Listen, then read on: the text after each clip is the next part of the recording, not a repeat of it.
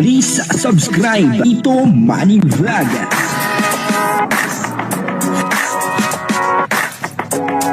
Payagan po si Tito Manny Vlog na mag-reactor para pambiling gamot sa kanya pong karamdaman. Nga Pedro, nagkaroon na po ng phobia, parang na-trauma, at umiiwas na talaga. Papanoorin po natin yung video at dito malalaman po natin, kung bakit nasabi ko na parang nagkaroon po siya ng phobia at talagang umiiwas na. At syempre, bibigyan po natin yan ng konting reaction. Pero bago po yan, ako muna po bumabati sa inyong lahat ng magandang umaga, magandang tanghali at magandang gabi sa inyong lahat mga kapatid. Kung saan man kayo ng panig ng mundo naroon ngayon, ay mag-iingat kayo palagi at pagpalain kayo ng ating Panginoon. Maraming salamat din po sa patuloy na tumatangkilik sa aking YouTube channel at nanonood sa aking video reaction. Patuloy lang po natin suportahan sila Kuya Bal Santos Matubang, Kalinga Prab, Ate Edna Vlog, Junk Tampia at yung mga kasamahan ko pong reactor sa Kalingap. Ganun din po yung mga charity vlogger na Kalinga partner. Ito po yung video na kung saan ay talagang umiiwas na si Kalinga Pedro at parang nagkaroon po ng trauma or phobia. At ang kabuuan po ng video ito ay mapanood po natin sa YouTube channel ni Kalingap Edu. Tuloy lang po natin suportahan si Kalingap Edu. Ito po yung video, panoorin po natin. Saka upo, dito tayo para mayroon akong kasama dito makipag-usap kay Rodelin. Kasi baka ako mabasyay. Saka upo, dito tayo para mayroon akong kasama dito makipag-usap kay Rodelin. Kasi baka ako mabasyay.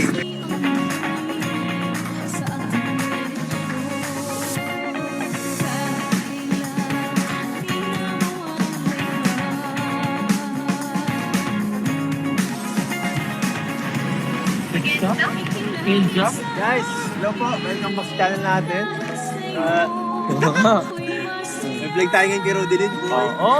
Excited na ako! Hindi mo talaga ako hindi ko, kahit naulit ko ito ako. Yan. Siyempre, malakas ka sa akin. Parang yung amoy mo. Ay, nako. Nasaan mo? Guys, sa dating pwesto niya. Alam mo ba, graduating na yun. Totoo? Papapag-iwanan ka na. Alam ka, isa sa pinakamahal mo. Iwan ka na. Sakit yun. Alam kong pakiramdam na lang. Huwag college yan, delikado na. Wala kang pag-asa. Grade 10 na ako nun. Alam mo, bagsak ka eh. Hindi. Hoy, Rodelin! Hello! Good morning! Ay, good afternoon pala, good afternoon. Good afternoon, teka lang. At, yan, Rodelin. Siya nga pala, graduating ka na, di ba? Yes po. Oo. Kumusta? Wala namang INC or kung wala namang problema. Wala mang Bukod sa kumpleto ka na lahat ng mga gamit or para sa graduation. sa graduation. Oman po. May damit ka na. Mag-graduate na lang.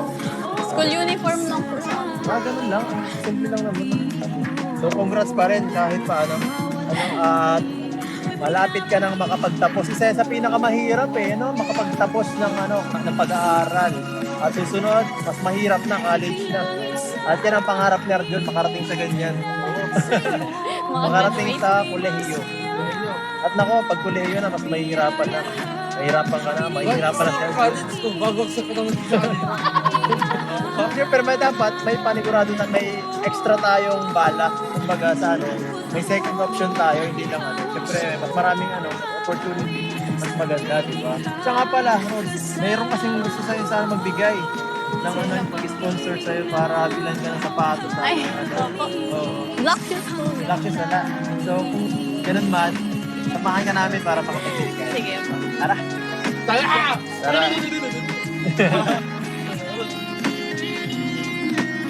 Dito nga po ay napansin natin na talagang si Kalinga Pedro ay iwas na.